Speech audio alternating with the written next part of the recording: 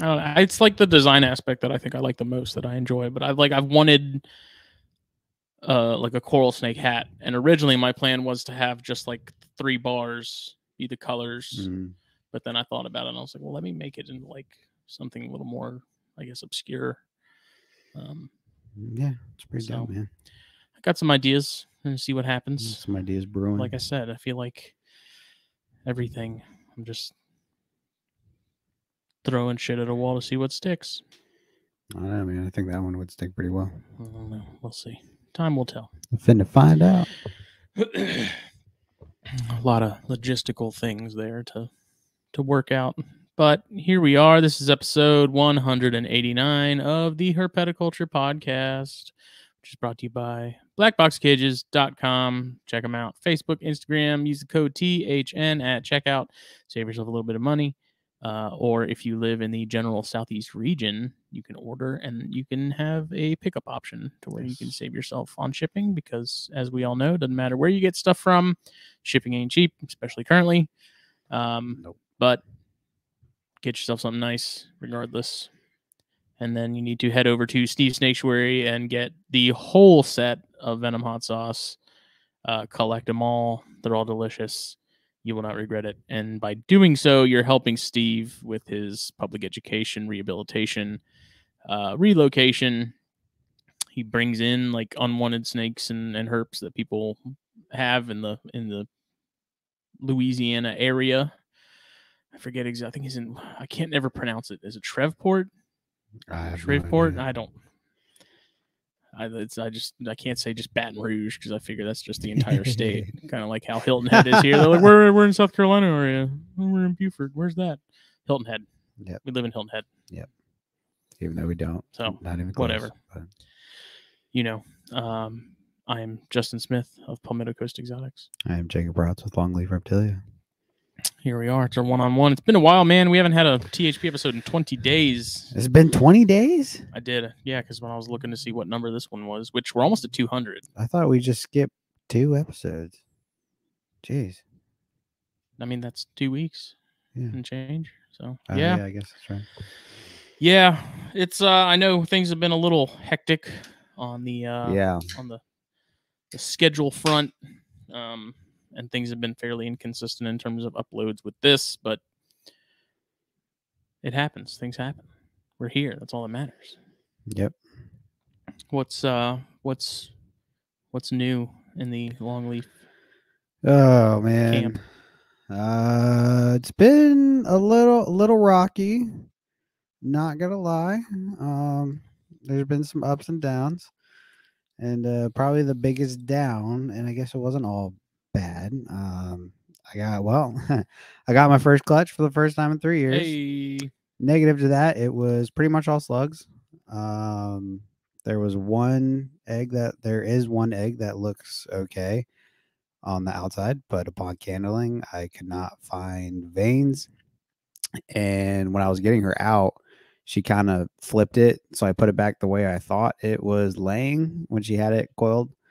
And I candled it and tried to find that little air pocket, and I could not find that. Couldn't find veins. So I have very low hopes on that egg going the distance. I don't know, man. It's been a week and it still looks fine. You'd be surprised, because there's been a couple times, I don't remember exactly with what, but I had something lay and veins. I didn't see veins for the first like handful of days, if not a week or so. Yeah, I thought about taking it back out because it's been a week today. Mm-hmm. Today is a week, and I thought about taking it back out and candling, but I don't know. You need to get one of those egg candlers, like I have, dude. That thing. I mean, I put my flashlight to it and like right up to it, and it lit that egg up like it was nothing, you know. And I was really hopeful to see veins, but I know it's hard, like when they're first laid, But being that the rest were slugs, it was, I don't know. How many eggs was it total? It was 7 slugs and one good egg. So. Yeah, it was a bit disappointing. I'm very hopeful for the one egg. Maybe I'll get lucky. But it's incubating right now. So we'll see. It was a hard pill to swallow. Because I've had 2 clutches that were perfect, but I haven't bred in 2 years or 3 years. So this You was think was it maybe like cycling, like the male didn't get cycled enough? I don't know. I think my room may have been a little on the warm side because I do ambient for the colubrids now, so it stays pretty Right. warm in there. But I've heard a lot of people with carpets don't even drop room temps really. Mhm. But maybe I should do like a somewhat of a night drop next time around, just to kind of, I don't know, get something. Yeah. It was either that or maybe it was all her time off. May have been stressed. Maybe I didn't feed her up enough. I don't really know. See, I don't know, like slugs, especially like that, I'm more inclined to think that maybe it's something related to the fertility of the male, at least in that particular time frame, not Right. permanently, but And I mean, it could be. I mean, like the female clearly she produced, like she Right. ovulated, she had eggs, all that stuff. So Right. that's what makes me wonder, like if it was the male that didn't get cooled enough or Yeah. didn't get enough of a switch basically to activate and do Yeah. whatever it needed to do. I'm really not sure. I'm going to give her another crack next year, and they're both getting old. Like both snakes are. She's 11 now, going on, Oh yeah. and he's almost 10. So they're getting up there in age. I was really excited for that pairing because the first clutch I got from them, which was in 2020, that was just a phenomenal clutch. I still have, I'm holding back a pair. I actually have 2 pairs right now, but one of them, the one pair is supposed to be going out in a trade, which has been kind of on hold for quite a while now. Yeah, weather's been really squirrely everywhere. We just got the last animal from the Reed raffle got delivered today.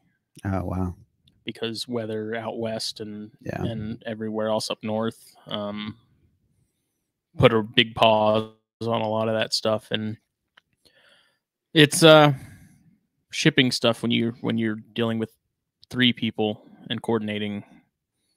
is tough, and it's one of those things where basically I had to tell people, when you're ready, let me know, and that's when I had to get everything together and make sure everyone had what they needed and whatnot. But everything went swimmingly. Everything arrived alive. And that's another thing I've got to deal with here soon. I'm moving like 17 snakes. Those damn buckskins. Yeah, KP's getting those unless he changes his mind, but I don't know. But I've got like 17 snakes moving out here soon. Had to lighten my load. I just sold the last pair I had available like 2 nights ago. So it kind of sucks, because I love all these things, but it's going to be good. It's going to help me in the long run. I'm going to be starting fresh with the pop-one carpets for the most part. Once I can cut back hours on my second job and get some other debts paid down.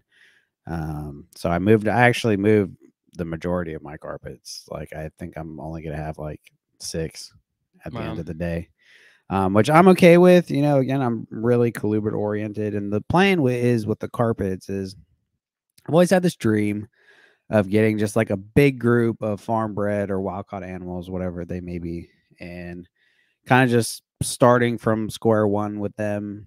I was almost at that point at one time, and then viruses and everything hit the fan and destroyed so many prized animals I had. So that cut down a lot of stuff, but the carpets I have now are great.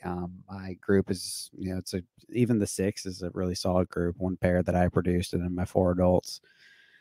I can't say if something like that happened to chondros, my chondros and stuff. I don't know how inclined I'd be to reclimb that hill. Where it's like I've been working on like raising up this group for however many years and like put all this time and effort and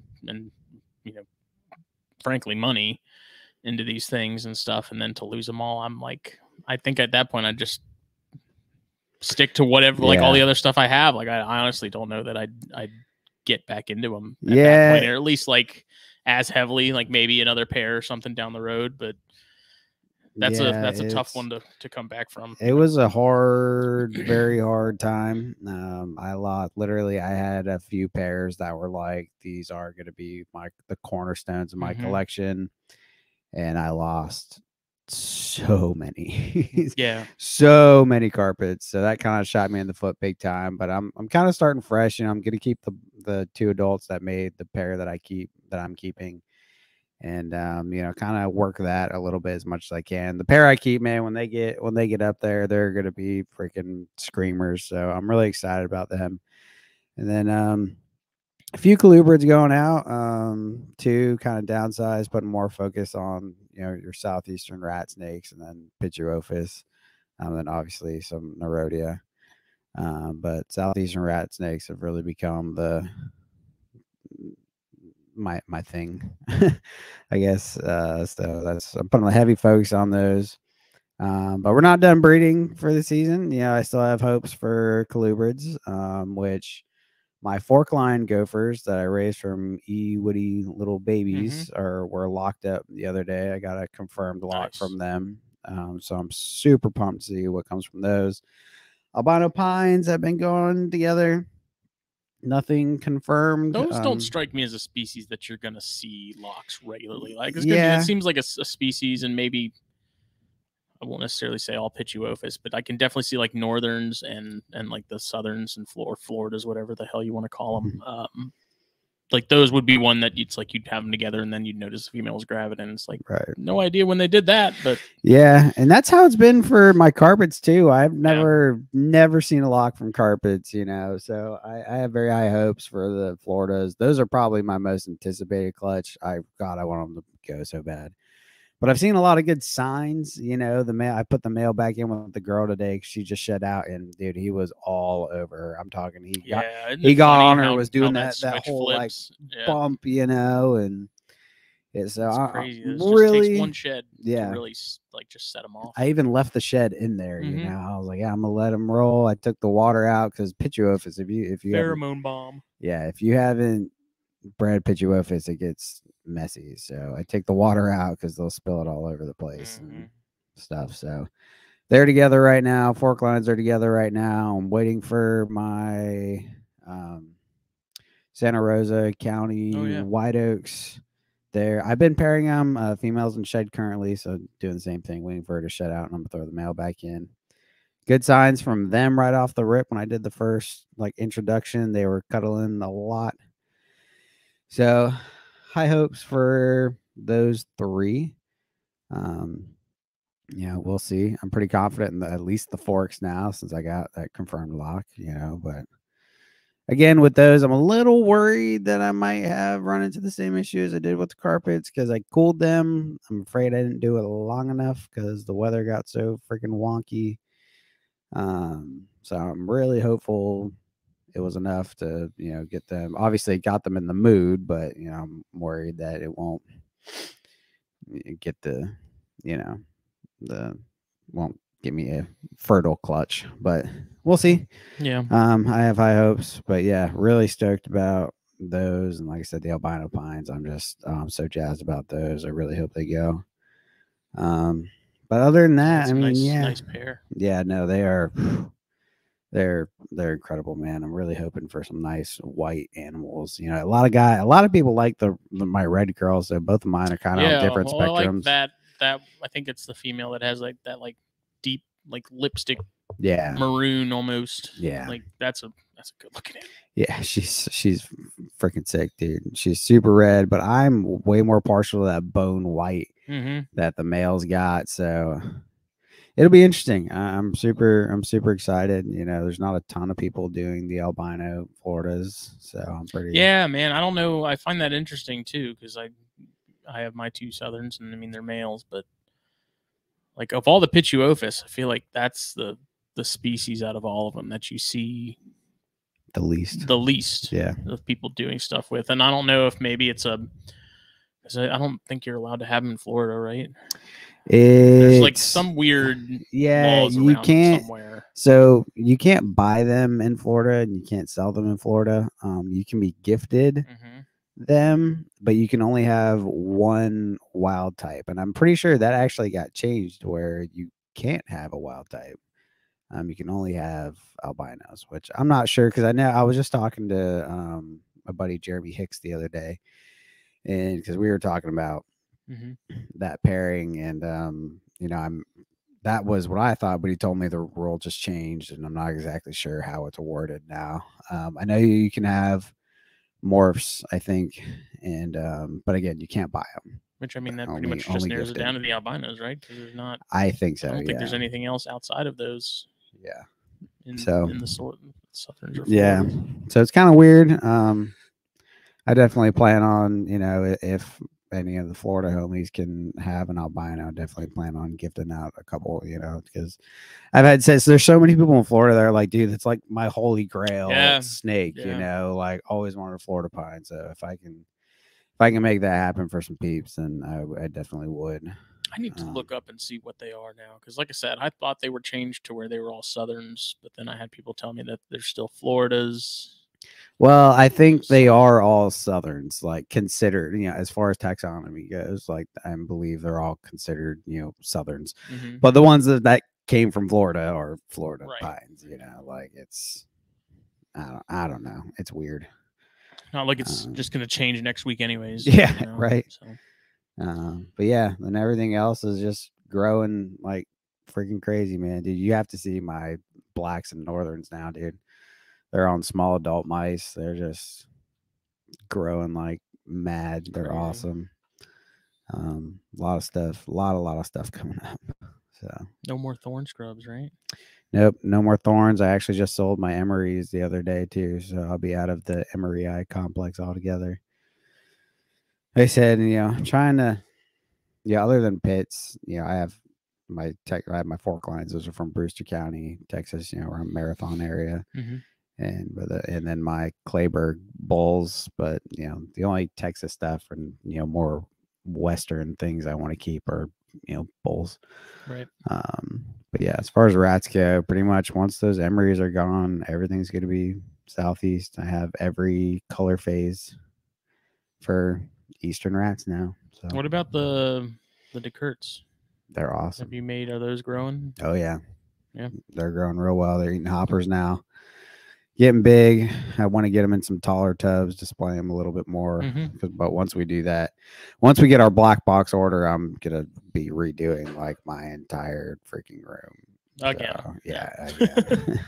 Luckily, I haven't changed it since I moved into this house. It's worked out really well. You at least have room to do it, man. Like I got Yeah. my stuff. I don't know what I'm gonna do.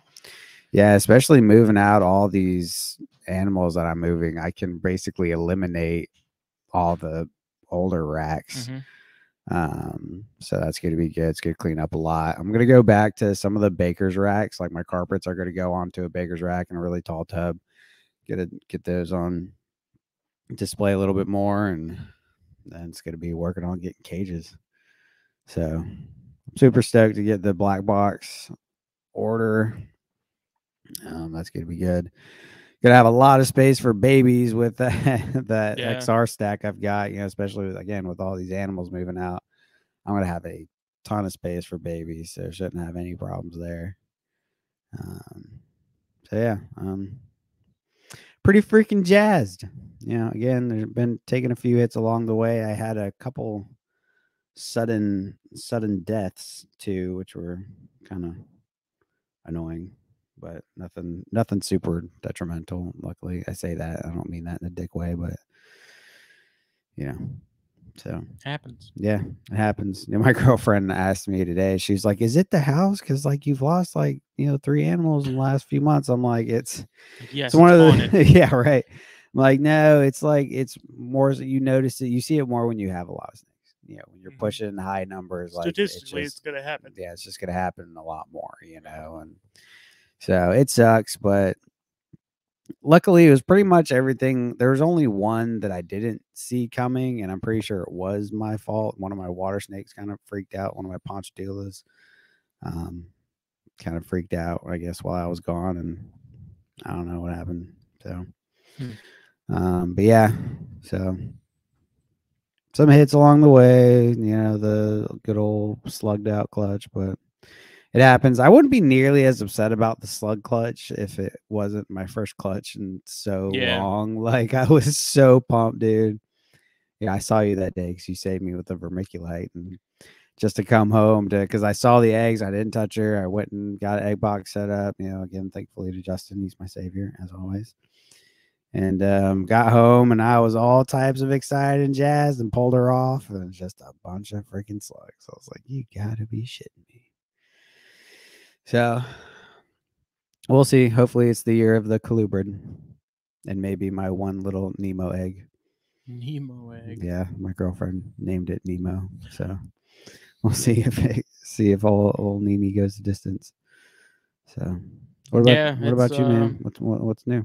I definitely keep an eye on it. Oh yeah, no. Watch that be the egg that you get twins out of or something. Yeah, that's what I was thinking. Because she gave me twins. Her first clutch, I got a set of twins. So I'm like, there's part of me that's like, who knows? Maybe I'll get a set of twins. But I'm hopeful for it. I'm hopeful for Nemo. So yeah, as far as here, that Ghost Tessera female, she's due to drop literally any day. She's been cruising constantly in and out of the egg box. She looks like she's about to pop. So I'm literally expecting eggs like within the next 24 to 48 hours. Damn. That was the first clutch. And what was she paired to? That male pied blood red. Oh, ooh. So it's blood red, recessive. Well, that's kind of, I need to ask some people, because from what I understand, is it one of those like the pied aspect of it is what's going to be. I'm probably not going to see any of that, because that you have to pair to like another pied to really get more pieds. But no, I think blood red's just recessive, if I'm not mistaken. So they would be it's diffused. So they'd be het blood red or het diffused. Yeah, they'd be het diffused. Okay. So pretty much they should all be normals. Some tesseras, except for some tesseras, and then they'd all be het, diffused, anery, hypo, and then the pied thing, which I don't know exactly what's going on. There's pied blood in them. That's all I can tell you. Yeah. I got you. And so, I mean, who knows? Maybe something else will pop out of there that I wasn't expecting or didn't know was floating around in there on the male side. But never know with corns, man. That's right. So looking forward to that. She's done really well the last year or two that I've bred her. Handled it like an absolute champ. She bounces back real good. So she's good. Nice. And then the Ladies Island female that I paired with the Castagna Motley male. She just had a prelay shed a couple days after the Ghost Tessera girl, so I'm expecting eggs from her probably closer towards like the first. So probably another week or so there. Maybe, I mean, unless she happens to just screw the schedule and go earlier. I don't know. We'll see. I keep checking. I have him in with her still, just in case. Right. So that'll be good. I'm excited about that clutch. What was it? I think it was Sunday. It was Sunday or Monday.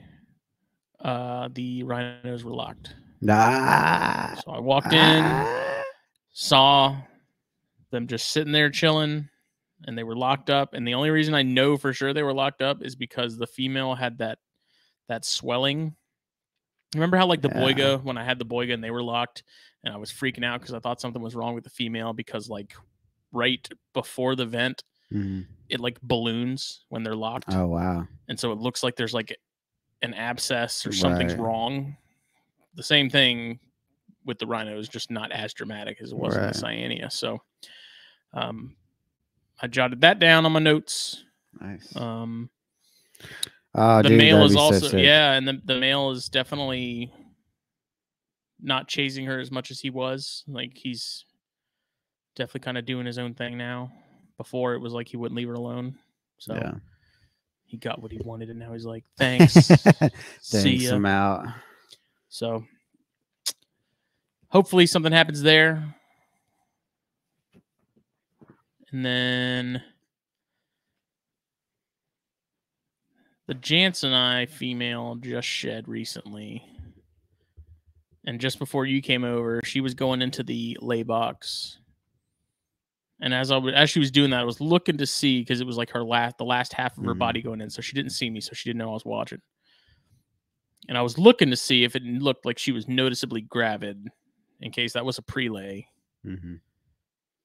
And I can't really tell for sure if she is or isn't. Like, I can't tell if it's my brain looking at it and seeing sort of slight oblong-ish lumps, because their eggs are more long. They're not really roundish. They're longer and sort of thinner. So I was looking at her and I'm like, maybe she is, maybe she isn't. I was messaging back and forth with Dan Schwint, who's bred Jansenii before, and I was asking him, like, when your female was gravid, was it super obvious like it is with other rat snakes? And he said, yeah, if they're good eggs, it's usually pretty apparent. So I don't know if maybe it's just early, and she may not be at all. It could be completely my imagination, and hoping that it is. But she slugged out when that was, didn't she? Like last year, I think. Yeah.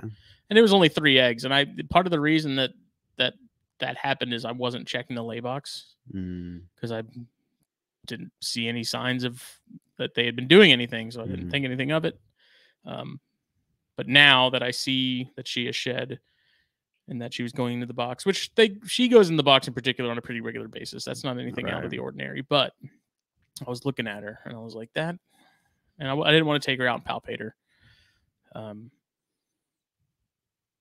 So maybe there's something there, maybe not. I don't know. That would be nice. That would be awesome, dude. That'd be killer. And then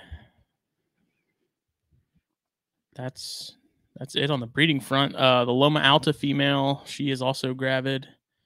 Oh yeah. Yep. Was she bred to another Loma, or did you do the hypo? I did the hypo. Okay. She was bred to the hypo. So this would be a clutch of hets if all goes well. So that'd be freaking sweet, man. Tried some chondros. The male, tried. I don't know that he ever actually successfully locked. There was, I think, one night in particular where it looked like maybe he did, but no signs of anything from the female. It seemed like it was purely recreational. So I'm pretty much and I'm not going to put chondros back together until the end of the year. Right. Try and feed them and sort of get some more size to them and stuff, and then try again. So it was just one of those things where it's like, we'll see what happens. Just give it a shot. Male tried his damnedest. He gave him an A for effort. He was putting in some work. It still blows my mind how small that female is, though. Like, yeah. Well, it's also one of those things where, like, when you pull them out, they're a lot longer. They have more size to them than it appears. Like when they're curled up on a branch, they look a lot smaller. Because I thought the same thing, and then when I take them out, I'm like, oh, you're actually pretty big. You could do it. You could handle it. Yeah. But a lot of stuff growing up. I got some cool stuff lined up for next season. Barring any disasters or anything. Yeah. Got those scorpions. Oh yeah, you get those all set up. And what are you gonna feed those things? They're so I get freaking tiny mealworms, dude. The mealworms have the little baby mealworms that are the perfect size, and I've been throwing in a couple each night because there's, I think, 7 scorpions total that I counted. Are they all in one enclosure together? They're communal. What do you have them in? One of those same little Sistema boxes that I use for eggs. Okay.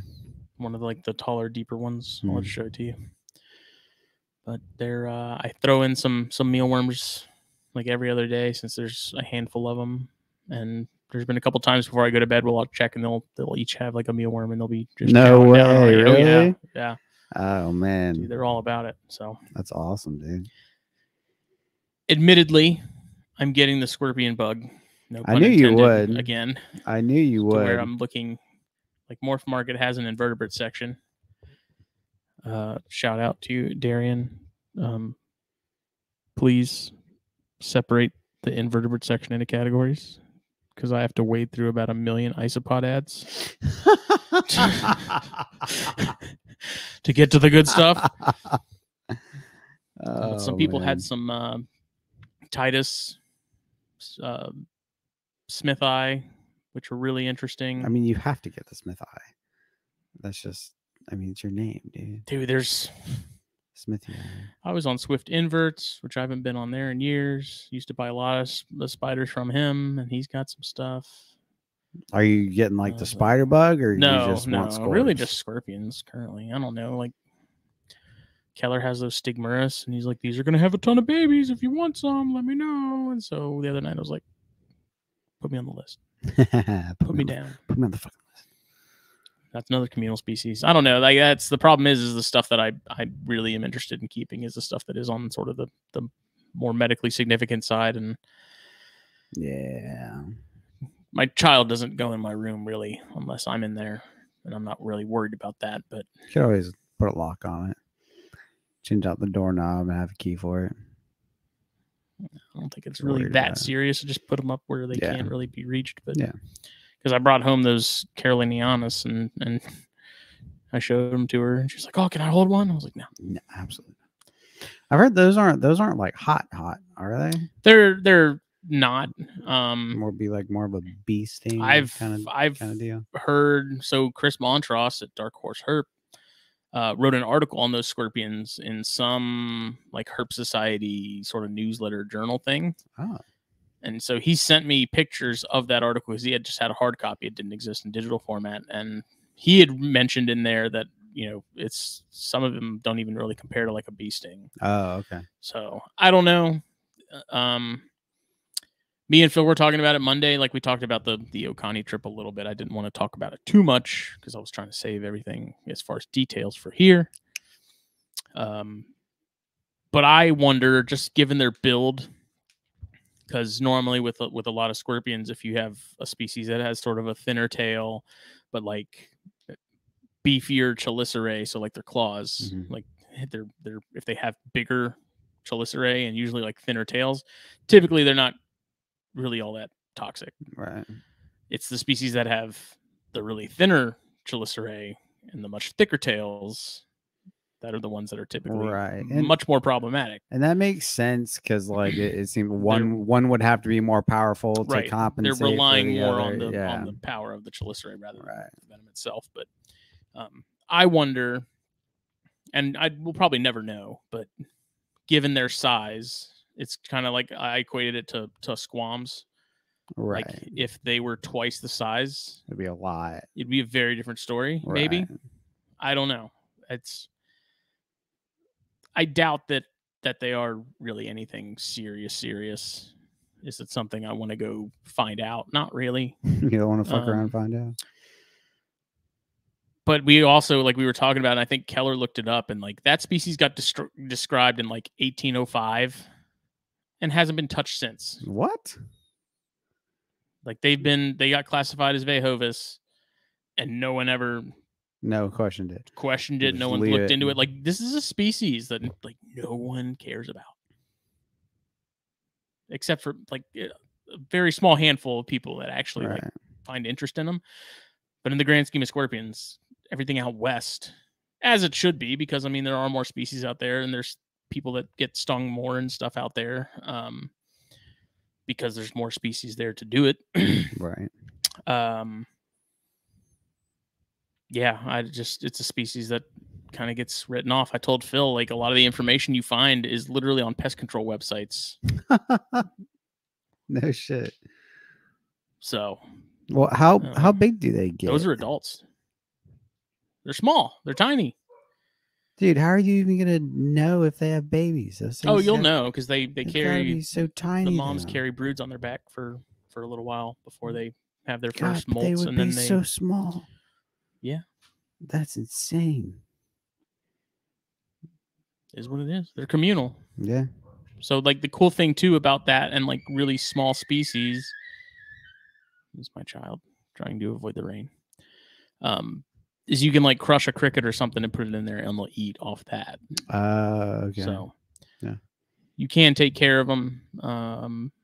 So if they had babies, would you just leave them in there with the adults? Probably. And Montross mentioned in his article that when he had them, he would separate females that had broods because he had the sneaking suspicion that other females would eat the babies from another female. Right. And that maybe males too would also, I mean, they're going to cannibalize still, even though they're communal. Like they'll still take the opportunity, I'm sure, to eat something if it's available. But I also wonder if you keep them fed regularly, that their need, or there's no real drive then at that point for them to feel like they have to eat babies. And also, I think having enough space for them to get away from one another, is kind of a bigger thing too. So, right, absolutely. We'll see, but.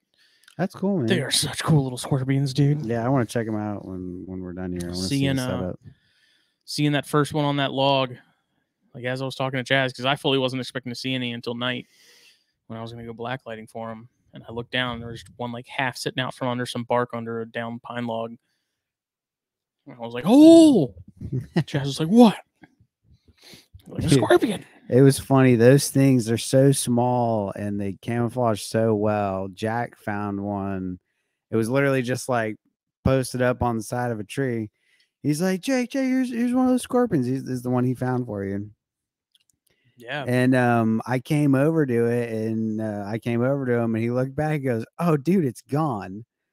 And I was like, really? He's like, yeah, it was sitting right here. They're fast. And he like, dude, they're pointed, fast as shit. He pointed and he kind of turned his head. I was like, dude, and I smacked his hand because he was about to hit it with his finger as he was pointing. I was like, it's right there. He's like, where? I'm like, it's right, literally right there. Then I looked away and I was like, fuck, where'd it go? They are the same, like, not necessarily black, but that super deep red that you see on pine bark. Like it is the exact same color. Like that thing, you look away, that sucker would just be gone, but yet still sitting right in front of your freaking face.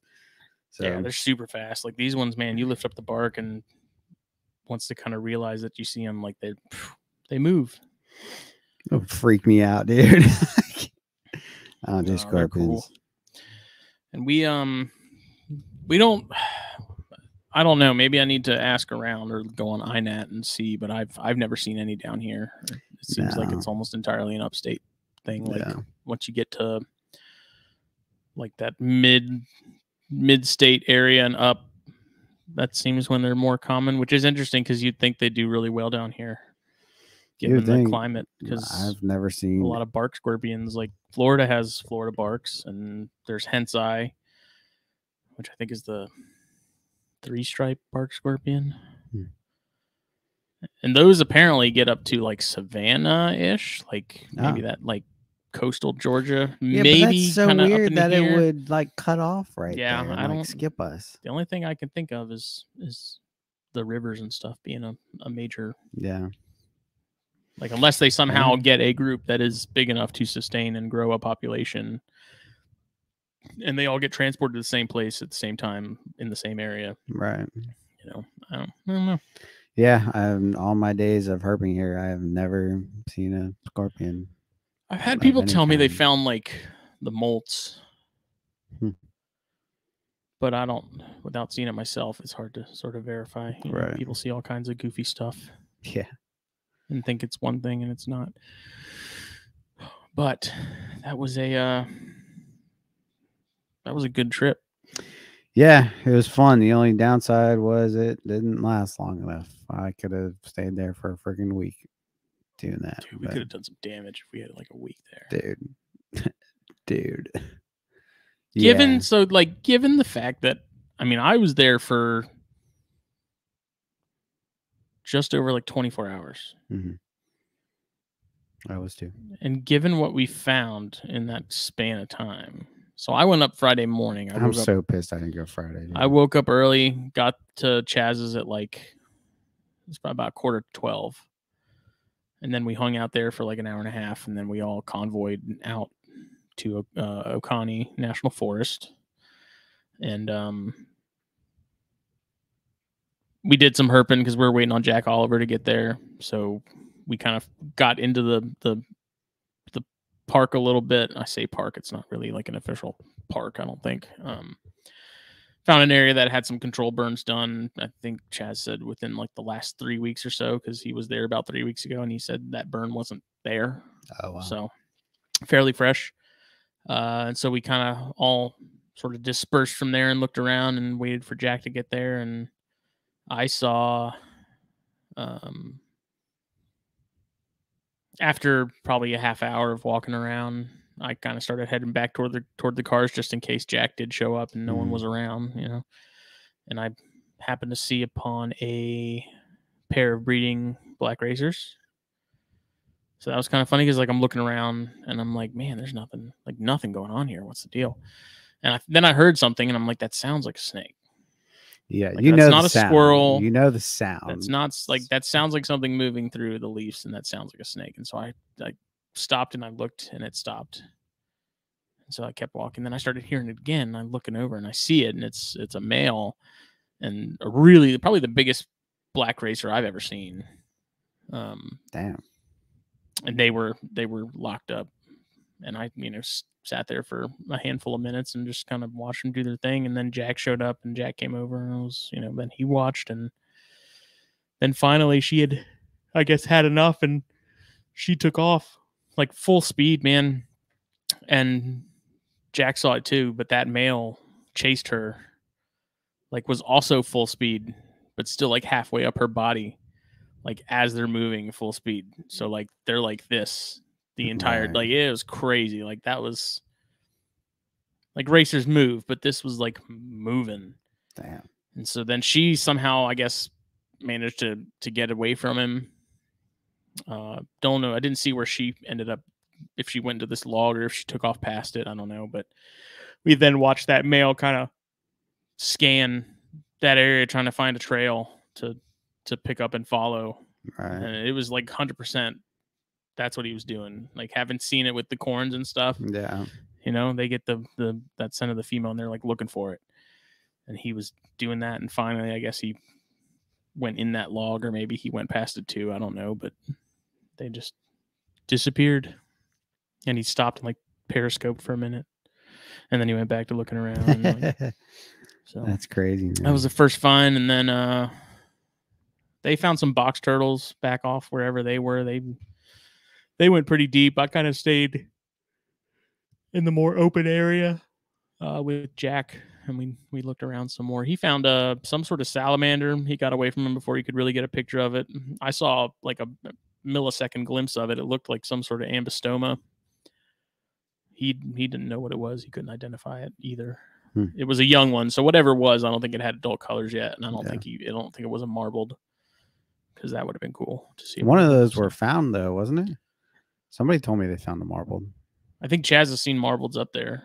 Somebody told me they found one that weekend though. Oh, really? Mm-hmm. Oh, I don't know. I found one marbled salamander in my time. It's out in Yamasee. It's just such a cool species. They're so freaking cool, man. Pretty. They're so pretty. I would love to keep them, man. They're cool, but I wouldn't even know where to start for doing that. So yeah, they're neat. Yeah. So then after that, we headed back to. I was back at the cars. Chaz kind of caught up, and we were kind of just sitting there talking. And I just happened to look down at a log, and that's when I saw that first scorpion just kind of like half hanging out from under that bark. And I was like, "Oh my god!" And peeled the bark, caught that one because I brought some deli cups with me in my bag, not expecting to find them in daylight hours, but just in case. And peeled the bark back, and then there was another one. And peeled the bark back, there was another one. They all on the same tree? Like 3 or 4 of the 7, yeah. Jesus. So, and as we were doing that, it's funny. Like I peeled back another piece, or Chaz did, and like a little ring neck popped out. No so, way. Like, we found a ring neck, and I, got the handful and put some bark in there with them in the cup, and then Aiden, who was the guy from the UK who was visiting, we were all kind of standing there, I guess, sort of trying to figure out what we were going to do next. And then he happened to be walking and looking at a tree that was like, I don't know, 10 yards behind us. And there was a little rough green hanging out on that, which was super. It was like probably 7 feet up, just hanging on the side of the tree, like Velcro, just hanging out. And Aiden was excited because that was a lifer. He'd been wanting to see those, and so he took some pictures of that, and it was cool. That was a small one. It was a young one, but it's always cool to see those because that's a species that I'll always have kind of a soft spot for. I agree. Because that was, the first snakes I ever really kept with some rough greens. And then we went and set up camp. After we left that spot, and then we went to that historic site, which I guess used to be like some sort of town. Oh, wow. I looked it up on Wikipedia, and it had been started in like something ridiculous, like the 1700s or something. Jeez. Like really, really old. Yeah. And it was that same area that we were walking around with you the next day and stuff. We found a black rat, so we were kind of all walking in an area, and then Chaz like looks down, and right at his feet is a little black rat like heading towards a tree, and it just stopped. It was just sitting there. It wasn't even doing anything. And so we checked that out, picked it up. It was super mellow. Didn't even try to bite. Didn't musk. Nothing. It was just kind of like, okay. So that was cool. Really, really nice one. It was in really good shape. Very little in terms of like pattern. It was like really dark. And I'd be lying if it didn't make me go, maybe I do need some black rats. You should see mine now, dude. They're freaking sick. I don't like. It's the funny thing is like that shouldn't. We have the yellows here, which, according to some people, are the same thing, which I don't. Yeah. Subscribe to the idea of, but yeah. I was like, man, that's the first black rat I've seen since we lived up in Virginia, which was like early 2000s. I had never seen a black rat until we went there. Really? Yeah, no, I've never seen one in the wild. Luckily, we managed to find one on Saturday. Which, did you see pictures of that thing? Mm-hmm. Freaking diesel, dude. Diesel. It was huge, massive black rat. Really, like you said, super healthy. Super healthy. It was funny because Chaz spotted it because we found the Midlands. Those were my two big ones. I wanted to find a Midlands, and I wanted to find a black rat, and found both. So that was Midlands water snake specifically. So that was awesome. But when I grabbed it, it's her. I think it was a female. Her head was like in a black rat. Yeah, it was like in a burrow. Like she had her head stuck down in a thing, and I grabbed her up real quick. And probably like, oh shit. Yeah, she didn't try and bite nothing. She was a little stinky, but she didn't like straight up spray me or anything, But man, that was cool. That was, oh my gosh, it was so. You see awesome. The one that Aiden found that they found the day before? Did they show you the that massive video? one? That huge one? That had to be a freaking record breaker, dude. I dude, have a very hard time believing that. The one we found Saturday was big. I don't know if it didn't was look as like big it was as that one. big, but I don't know. I did see the videos of that one, or a picture. That had to be some, like, I want to know how old that animal was. I think they were talking about it, and they were like, that thing had to be close to it. Like, that was an animal that, like, somehow statistically, like, should not have made it to that size. Yeah. And to be as old as it probably was. Yeah. It was massive. I've never seen anything like it. They can get huge. Man. It makes the biggest yellow rats that I've seen here look normal. I don't know, dude. I found the biggest yellow rat I've ever seen. I'm telling you, dude, this thing was pushing like 7 foot. Like, I'm not shitting you. The thing was, I had it all by the tail all the way above my head, and it was on the ground striking at me still. I mean, you're it like was 4 foot. Huh? Yeah, but you're like 4 foot. No, I'm not. Asshole. It's huge. But huge. I hate that same story. But yeah, no, it was a really good trip. I think my favorite find though had to have been that king. Yeah, dude, that's what cracks me up about the whole thing is like we were literally not in even that same area minutes. Yesterday, like the day prior, and didn't see any of that. I think they saw like they flipped some of those rocks and there was some huge wolf spiders under them. Oh god. I think maybe they saw a racer. over in that watery area near where they found the canebrake is where they saw the plain belly that they tried to catch, but it got away from them. No, we missed a plain belly too. Did you? Yeah. Yeah, I don't know. I mean, we looked around and we saw, like I said, we saw that black rat and some other odds and ends. I think some lizards and like that was it. And then the next day, and I don't know what the difference was. It was probably the rain, I assume, because it did rain that night, the first night, Friday night. It rained early that morning, like 4 a.m. because I woke up at 4 and I ended up falling back asleep. But it was pouring at 4 a.m. there, like raining hard for probably a good 20 or 30 minutes. Yeah. And then it stopped, and then got up finally at like 7 o'clock, and it was still really overcast. But by like 9, it had all cleared, and it was perfect. Yeah. It was a little windy, unfortunately. Yeah, but it was nice. Yeah, it was nice. The temperatures, like the weather was perfect. Yeah. Like the weather was, I wasn't like sweating my ass off. We were comfortably walking around. Yeah. It was pleasant. I don't know. I liked it. No, I did too. So, yeah, dude, that first day we went to that first spot. I think we got there like what, 10:30? Maybe, because I showed up around 9. I left early. I left very early.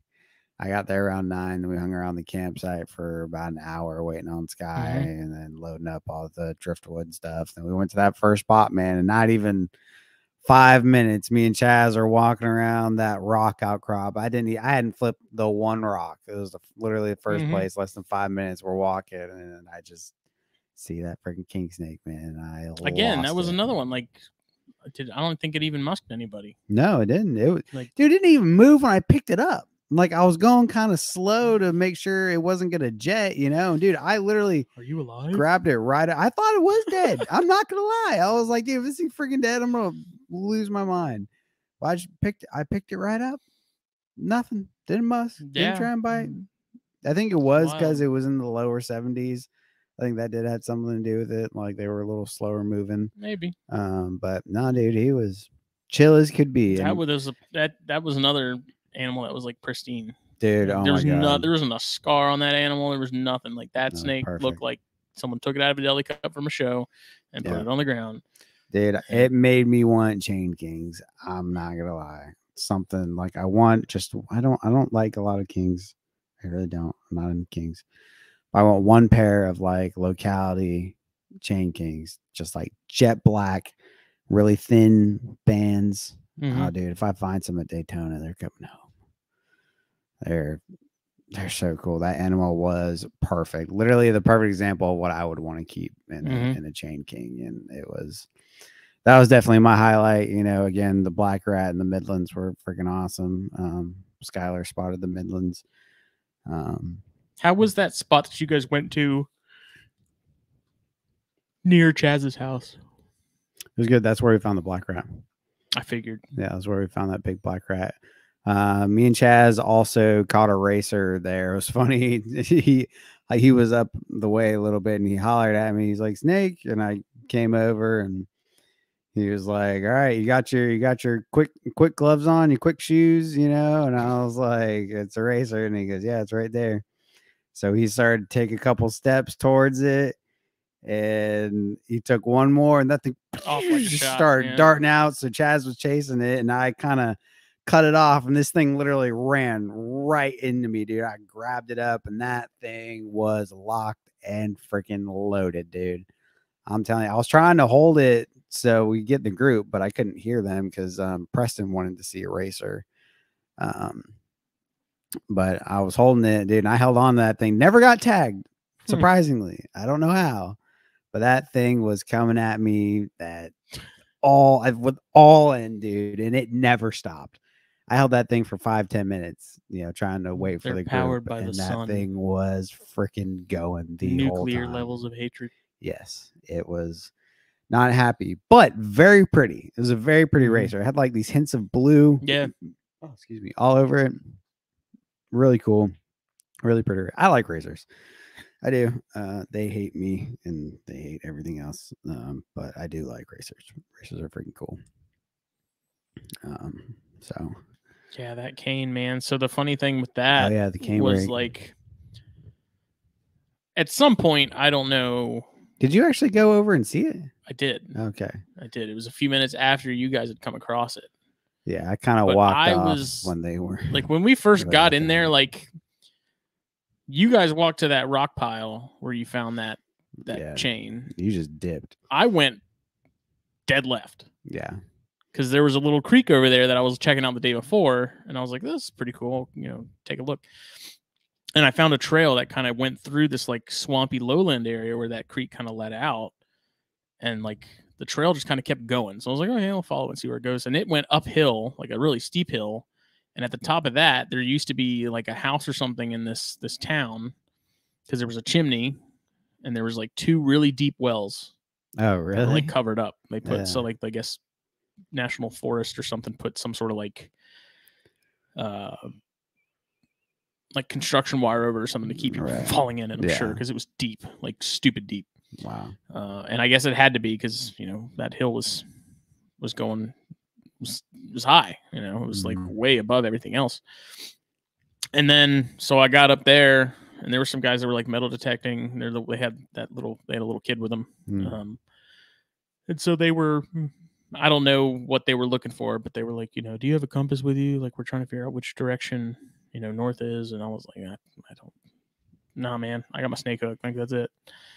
And so I just kept going, and then finally got to the point where like there was no more trail. And so I just was like, okay, going off road, like kept going. Yep. And I was probably a good like half a mile from you guys, like off. Yeah, yeah. And No, you were out there, dude. Like I said, you where I dipped. was so sure that I was gonna find, because like timber was like top of the list for me.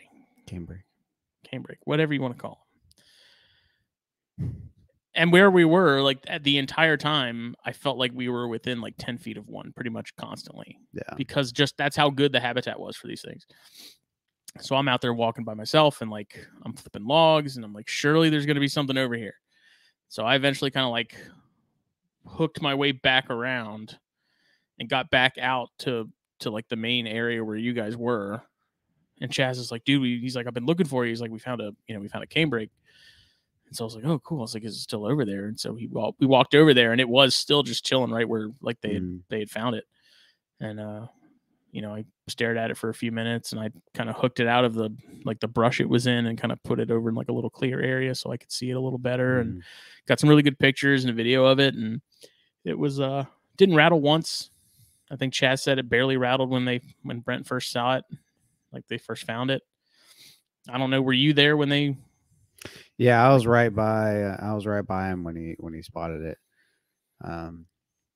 He thought it was funny because at first he goes, "Oh, I found a snake skin," and he goes, "Oh wait, you guys aren't gonna believe this."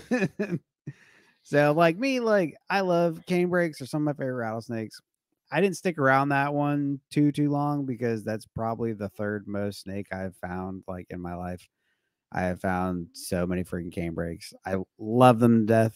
I admire them whenever I can, but while I was there, I was like, okay, this is kind of low on my list. So I looked at it, took a picture. I was like, no, I thought it was awesome, but I looked at it, took a picture, and everybody was messing with it. So I went and started looking around some of the ponds for water snakes and stuff. And again, canebrakes are some of my favorite rattlesnakes on the planet. They are absolutely amazing, but I see a lot of those. So. I love them so much that I just don't care to see them.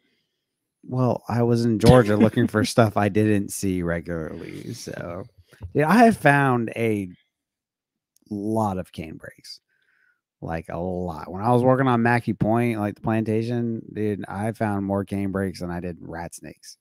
And how come we don't go out there and look for canebrakes? Some people would like to see these. I'd have to hit up the manager and see if he'd let me out there. You were geeking out at Donnelly when you found that one with frame. Yeah, because it was 50 degrees, and I put frame on his lifer canebrake, which that thing was friggin'. Can you really take credit for that? I mean, it's 100% right place, right time. I mean, yeah, that's what herping is. Are you kidding me? Like, yeah, it's all right place, right time. Get out of here. I do take credit for that. Thank you. Okay.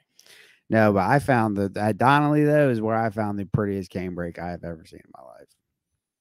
I'm talking, oh god, thing was like blonde, perfect orange stripe down its whole back. Had almost purple hints to it. Oh god, it's freaking sexy. This was a nice one though. It was nice. His face was a little fucked up. Yeah, it kind of had made some me sort sad. of abscess or something. Yeah, I was a little sad, and he was a little on the thin side too. Mm-hmm. Wasn't in awesome shape, but and I'm sure it had something to do with that mouth injury. Yeah. He wasn't eating super well. But yeah, it was a pretty animal, no doubt. Definitely had that perfect orange stripe down his back too. So cool seeing it just sort of like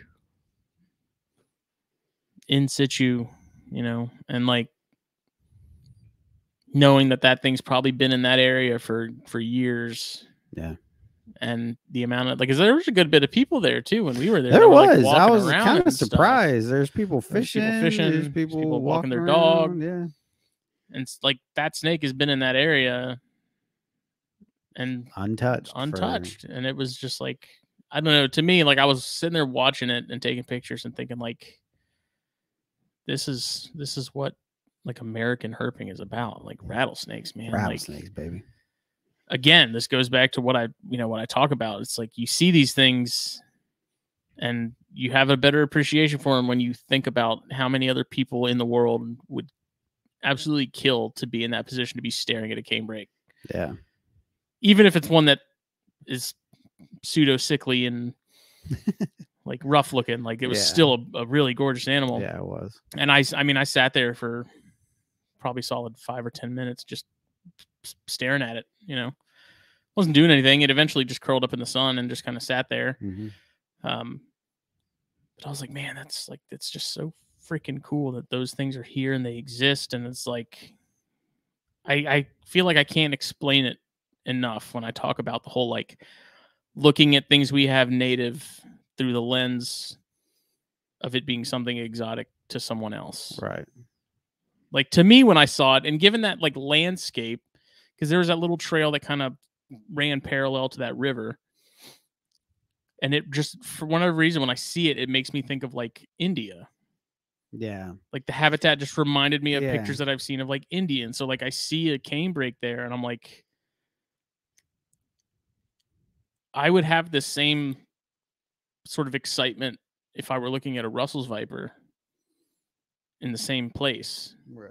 And I don't know, it just, I hate to sort of like really hammer it and sound sort of like hippie-ish and shit, but it's like, man, the stuff we have here is really cool. And it's like, I did a post because me and Katie were out walking around on an island not that long ago that she was dog sitting some a dog for somebody, and it's like this island that like 2 people live on, past Cat, and just a ton of nothing but woods. And so we were walking the dogs and because we brought Archie with us and stuff, and it was like just huge live oaks and stuff like that. And it's like the most exotic. Like when you see it, if you saw a picture of it, you would not think it was South Carolina. Right. It would look like something from, Asia or something weird. And so you just, like, when you look at it through the lens of like, what we have here is cool. Mm-hmm. And there's people who would literally that would love to see these kinds of things. It just puts a different spin or perspective on things for me. Yeah. Same with the scorpions. It's like, yeah, that's a native scorpion, but at the same time, it's like it's a native scorpion. Awesome. Yeah, it's a scorpion. It's a native scorpion, and we don't live in the desert. Like, people don't think of South Carolina when they think of scorpions. Exactly. Like that's why it's cool, man. And then like the ringnecks. Like up until that weekend, I had seen that one ringneck a couple months, like a year ago. Yeah. And then we saw like 2 or 3 over the weekend, and it was still just as cool seeing that bright yellow belly. Yeah. And it's like, this is stuff that a lot of people, even people here in the US, only see in books. Like you can see a picture of a ringneck with its highlighter yellow belly, but until you see that in your hands, it's like, because that's how it was for me. Like I remember thinking like, yeah, ringnecks are cool, whatever. And then I found that one, and I saw the belly, and I was like, oh my god, Yeah. like these things are freaking rad. And Yeah. then even taking a closer look at the one that me and Chaz found in that log with the scorpions, like taking a closer look at just the top half and that gray, and it had like this weird gunmetal bluish green gray color to it, like in the sunlight, and if you had it angled just right, like it really came out. And I just showed Chaz, and I just sat there and looked at it. I was like, dude, this thing is like these things are freaking gorgeous. Like in pictures, they just look like this graphite gray, nothing special, but it's like you really take a close look at them, just like the Bairds, you know, and it's like all of a sudden a lot more detail comes out if you really just stop and like seriously look at it. Right. You know, and it is awesome. You know, that king, like that was Gorgeous King. I didn't stick around a whole lot for that just because. Yeah, I was surprised at that. I was like, man, we never see kings. You just kind of. Well, I know everyone else was super pumped about it, and I was letting them, you know, everyone kind of do their thing. Yeah, dude, you know, we were losing our freaking mind. I know I did, dude. I was so pumped. I thought you guys found a corn at first because when I heard like screaming and stuff, I was like, man, I bet you they found a corn. So like 3 people started like running over to it, and I'm like walking at a fast pace. I'm like, I'll see it when I get there. I was just enjoying my time just out there walking around, man. Yeah, no, I really liked the terrain. Was so cool, man. You know, we're flatlands people. Yeah. You know, it's flat everywhere. This was all hilly, and you know, a lot of rocks and stuff, and it was cool. It was definitely really cool terrain, really fun to hike around, and found some good stuff. You know, found a little decays too. We found a few decays while we were out there, but I managed to pull one out of this. Me, Sky, and Jack were walking around one area, and I just happened to look down, literally between my feet. I just see this little thing squirm, and I was like, come here. And Sky was like, dude, what did you find? I was like, I don't really know, but I have it. Pulled it out, and it was little decays, you know, just a little guy. But man, those things stink. Really? Good grief. That thing must mean to Kingdom Come, and my God. Jack got hit by one hard. Dude, so somehow they're terrible. Near like the parking area of that historic spot that we were at, there was like an old shower curtain or something that someone had rolled up, and I was sure that there was a dead person inside of it, but oh god, we turned out that wasn't the case. It was just unraveled like in the woods, like right by the parking area, and you know, me and Chaz and Jack were all standing there, and Chaz is like, "I'll bet you there's snakes in here." And so he starts like pulling back layers, and like ring neck, decays, another ring neck, like in the same thing. Yeah, no way. And so Jack, it was either Jack or Chaz, picked up this decays, and it just like unloaded on him. Yeah, he was like, "Oh, dude, that decays let me have it, boy. Oh my god, I didn't realize, but it makes sense because they're so small. Yeah, what else are they you gonna know do? That thing's got to be potent, you know. And I tell you, boy, it was like, it was bad. Which is interesting because the Steraria we have here, which is the red-bellieds, I've never had them do that. I haven't found a lot of them. I've never had red-bellieds here. Musk that we have decays, don't we? I don't think we do. I think we just have the Occipito maculata, which personally I like those more. And do we have pinewood snakes though too, don't we? I know we're supposed to, but I found one. Found them. I found one. I've never seen them. I found one in on my road that I took you on. I've never seen those, and I've never seen a queen snake. Well, that's gonna be a hard crayfish snake. Those are both hard. We have rainbow snakes too, supposedly. Right. Those are all really hard finds, though. Those are like mud snake level finds. Man, we found a rainbow when I was a kid. You did? Here? Yes. Holy shit. I'm trying to remember where my dad found it somewhere. But we had it in like a jar. And then on a jar. So you know where Riverview is? Yes. You know how if you keep going towards Broad River, there's that old brown building on the left that's like abandoned now, and it had like some busted windows and like. Yeah, I think I know about what you're talking about. Someone somewhere at some point was in that building that knew snakes, because we took that jar with that rainbow in it to the guy that was working there at the time. And I don't remember what the business was. For some reason, I'm thinking maybe it was like a car repair place or something. And I remember bringing it to the guy, and he was like, "Oh yeah, that's a." I think he said it was a rainbow snake. He might have said it was a mud snake, but like we were completely unfamiliar to him. I mean, this was like 97, maybe. It could have even been earlier than that. But I remember just how striking those things were with the red and the black stripes, man, and just like having never seen anything like it. And now, you know, you see mud snakes and like those are cool, but man, like a rainbow, that's like those have gotten ridiculously hard to find. I don't know if that's like a new thing or if they've always been like that. They've always been like that, man.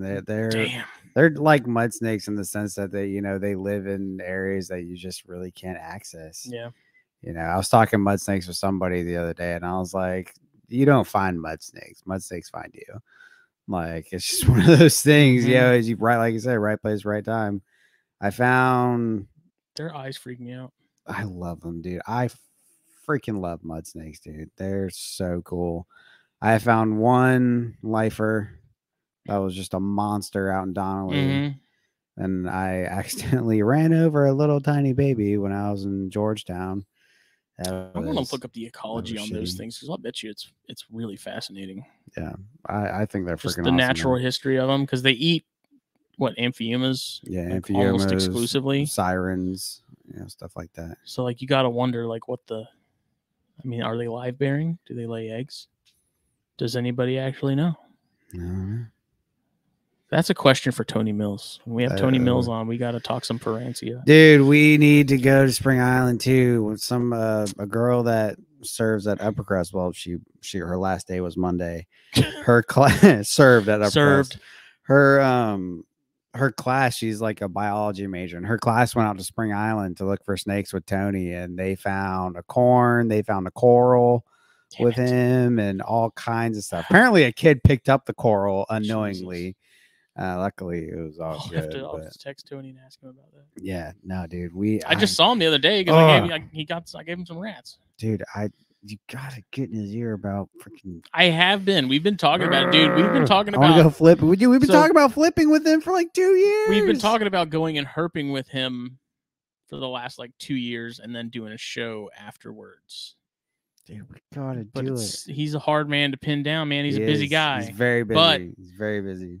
Now that I'm like helping supply him with rodents for some stuff, you know, I'm like, I mentioned it to him. He enjoys the show. Just don't leave me out. He really likes the podcast. Like he's told me, he's like, you guys do a really good job. Oh, really? He listens to it. And I was like, thanks, man. And I was like, you know, anytime you're ready to do our thing, man. It's like you let me know. Slide it in, yeah. Just don't leave me out, buddy, please. I won't. I want to go so bad. I want Spring Island all the time, and the lack of snakes I see is a little disappointing. Like I was literally on Spring Island today. Literally today. Nothing. I didn't see Jack. Supposedly there's houses out there, right? Yeah. Like a lot? Yeah. On Spring? Dude, I have like 20 active construction sites out there right now.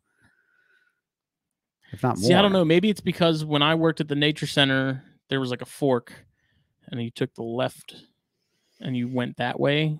I mean, and then maybe all the housing and stuff was the other direction. I don't know, but I never saw houses and stuff out there when I was there, but that was also 2006. It's definitely grown since then because I've been inspecting in there for going on 3 years now. Why don't we just use your work truck? I can't have civilians in my work truck. And then like we'll show up and be like, yeah, we're here to fix your pipes. And then, you know, we just shed our overalls and we just go and start, you know, looking around. That definitely would not go down well. I would lose my job. Yeah, dude, you also don't realize how many houses are out there because it's very minimal clearing. Like you take out as little, like where my parents are. Yes, you take out as little trees as possible. Like everybody's kind of has a long driveway back in a cut. You know, some areas are more populated, but just driving the main road in that big circle, you would never know. You would never know how many houses are out I there. never really explored it when I was out there. It said the big sign. There's a big sign off May River Road, and it says 400 members. So there's probably, I assume, around 400 houses, 200 to 400 houses. Yeah, because it's and mostly guest couples. houses that are probably the same size as my Oh, house. dude, yeah, dude. These Some houses, of those guest houses. I'm like, that's not even a guest house, man. Just say that's another home. These that's another houses, house. Come on. The houses I inspect out there, I'm talking. These are $1 billion homes, dude. Like between the lot. Dude, if you're and living on building, Kalawasi or you're living on Spring, you got money. No one but, who's poor lives dude, on Kalawasi doesn't touch Spring. I'm telling you, Spring's way more expensive. I believe it. Than Cal. I won't doubt it one bit. But Kalawasi's cool. That's definitely like the more urbanized area. I'm definitely plucking some yellow rats out of there. Oh, dude, they got some massive gators in Kalawasi. Holy smokes. I see them all the time. Like I said, because I do Kalawasi in the same time I do Spring Island. Definitely going to pluck some yellow rats from Cal whenever I find some. I found 2 last year, and I kick myself every day for not taking them. I'm a little upset about it.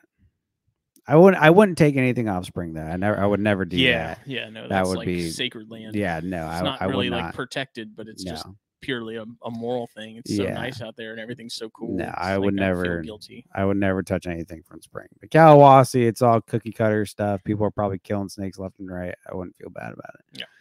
But plus, like that's like a true island. Like, and that's like my goal. Like Ladies Island is one thing, like it's very big. It's still an island, yeah. But like I want like one of those your words smaller. I want one of those snakes from the smaller islands. I want to go road cruise St. Helena so bad. Oh, dude, there's so many. Dude, let's just do it. Think about how many roads out there. We need to quit, dude. I know all kinds of drives roads. on. We need to quit pussyfooting around and just go do it. I always assumed you didn't want to because you were freaked out by it. Why would I? You're the one that's always like, I mean, I definitely don't want to go out there and get shot. Dude, we're not gonna get shot. Stay on the main roads. Don't pull up. I don't want to stay on the main roads. I want to go. You're not gonna go if you're off the main road. You're on private property, son. That's when you will get shot. What main road are you talking about? All of them. There's 1 million public roads out there, dude. I'm not talking about the main one going out to like hunting and stuff. I know you're talking about heading towards like Fort Fremont, like MLK. Yeah, dude, you hit MLK. There's all side roads that lead to another road. It's like a big fucking circle with a bunch of little side roads. Was it like Dolphin Bluff or something like that? You're talking about I know what it is. It's something Bluff. No, it's something Bluff. There is like a little point that I used to go to. There used to go out Bermuda Bluff. No, this is different. No, I know Bermuda Bluff because we deal with those people at work, and they think very highly of their little establishment. Oh, they do. I'm thinking this is something else, and I'm pretty sure it's where a lot of people went to either A, like go get it on, or B, do hard drugs. I mean, there's a little point outside of Bermuda Bluff though. Like I think that's where you leave. There's a road. It's a very small road that goes into dirt. You bang a left and you go on to Bermuda Bluff. But if you keep going straight, it leads to a little circle point where a bunch of people fish. And I've found used condoms out there and stuff. That's so nice. Little artifacts. Little artifacts. It's been so long since I've been out there. That was like high school. We need to go, dude. We do. Just do it. We need to. Like I said, just stay on the paved roads. We'll be fine. Let's go right now. Let's do it. It's a perfect time. It's pouring rain. Raining. We'll find ribbon snakes. But yeah, I'm down. Anyways, I would be honestly curious to hit Fort Fremont at night though.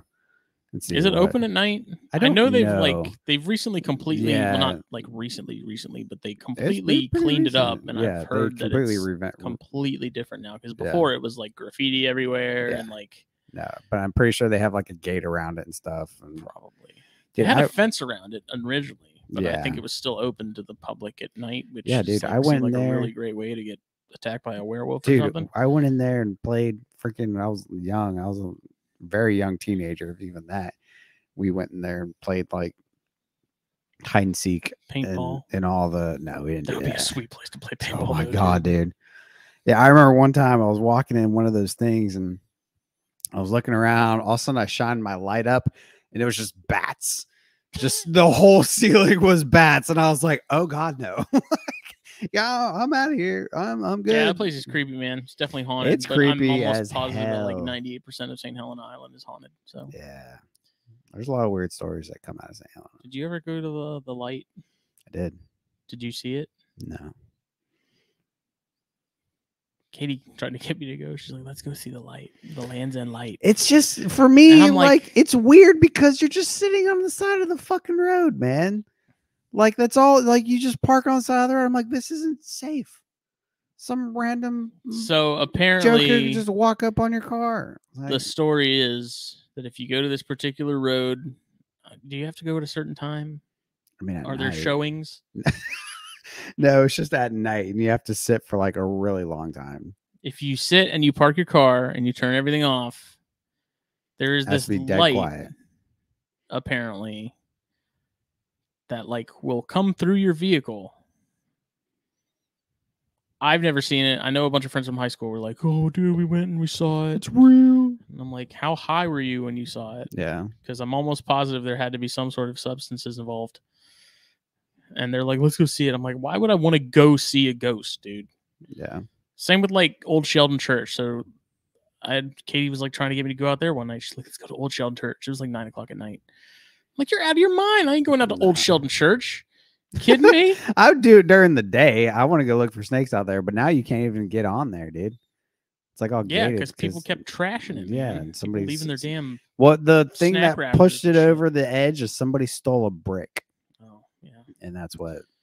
How pushed old it is that? over. Do you remember? That's Old from like Sheldon? the 1800s, isn't it? Old Sheldon, yeah, it's And so it it's burned down. old. Like that was a fire, and it burned down. It was this old like colonial church, and apparently, like everything else here in the Low Country, it's haunted as shit.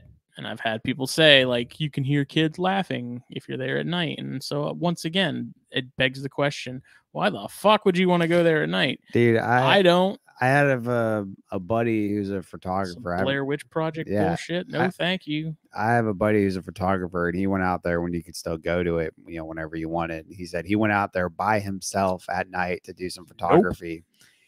And he said it was the creepiest thing he's ever done because it was like they were he was like, dude, it was like they were telling me to leave.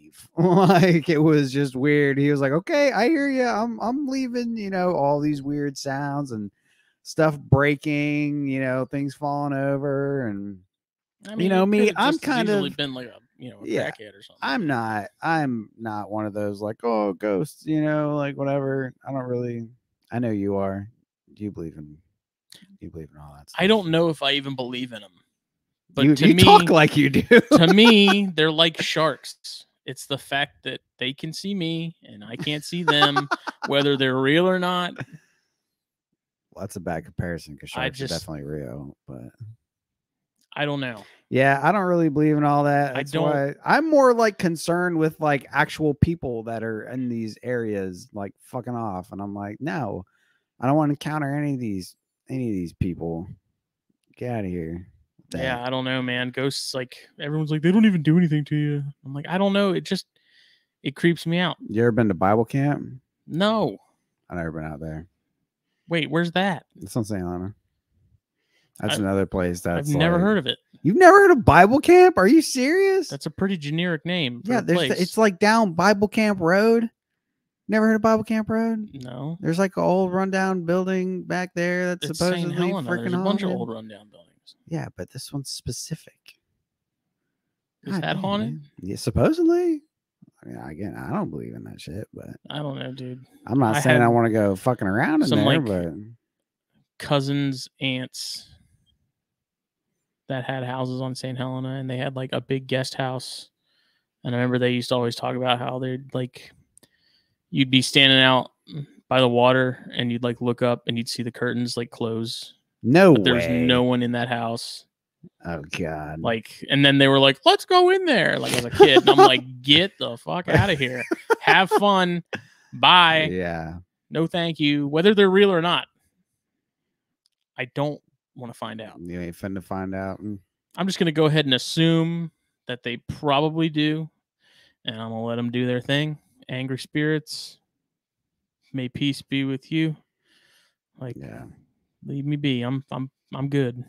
Yeah, that's why like I don't like cruising River Road, the one that I took you on at night, because there's a graveyard right there.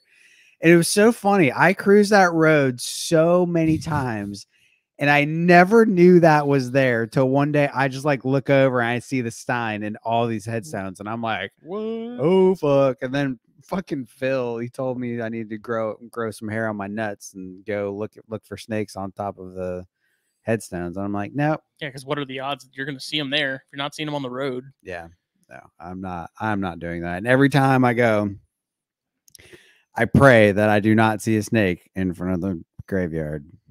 I think I did like right past it one time, and I was like, "Okay, picture by." There's there's two by my parents' place that are tucked away in this little pocket of woods that we somehow stumbled upon before they developed all that. Mhm. It was Somerset Mhm. before Somerset got completely developed. Oh, yeah. And I don't know, they're still there. Like I guess they didn't build on that lot because those 2 Mhm. stones are there. But like every time I cruise, I end up driving past it, and like there's a stop sign right in front of it. Every time I don't stop for shit. I just keep driving because I'm like fully expecting to like stop and look to my left and see like Ebenezer Scrooge or something just like sitting there Yeah. staring at me because I'm like, fuck that, dude. Yeah.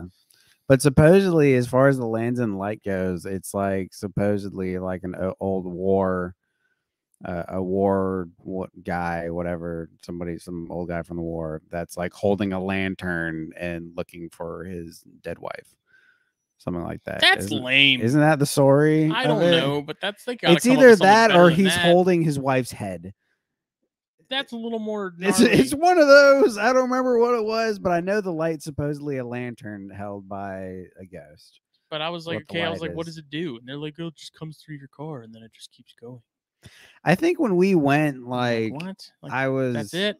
I think when we went, like my buddy claimed he could see it up front, and I was like, dude, get me the hell out of here. It's just a dude on a bike with a flashlight. What are y'all doing? Yeah. No, but apparently you got some gas money. But supposedly, like you see it because of the marsh fumes. Like that's what people. That still doesn't make sense. I know it doesn't make any sense to me. It's like people when there's like UFOs are like, oh, it's from natural gas. Yeah, that's natural gases. Like, dude, yeah, or you just start hallucinating from those gases and you see the light. Do you think UFOs are real? You think aliens are real? No. Why not? I don't know. Again, yeah, I'm just like. You think ghosts? I'm one of those people. I'm one of those people that's like. You think ghosts are real, but you don't think aliens are? I never said I thought ghosts were real. I literally just said I don't believe any of that shit. You know, I don't really. I've never had. I've had plenty of people that had like experiences, like with ghosts. Whatever. I have a buddy whose dad passed away, and I went to college with him.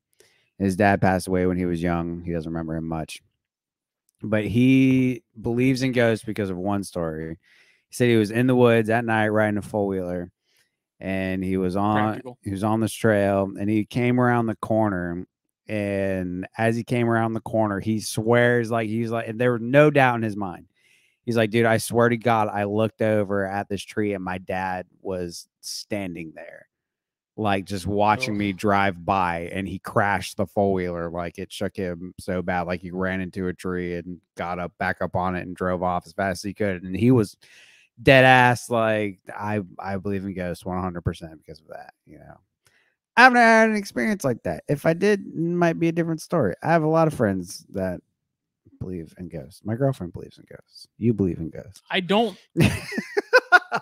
I don't know if I believe in ghosts. Okay. It's like one of those.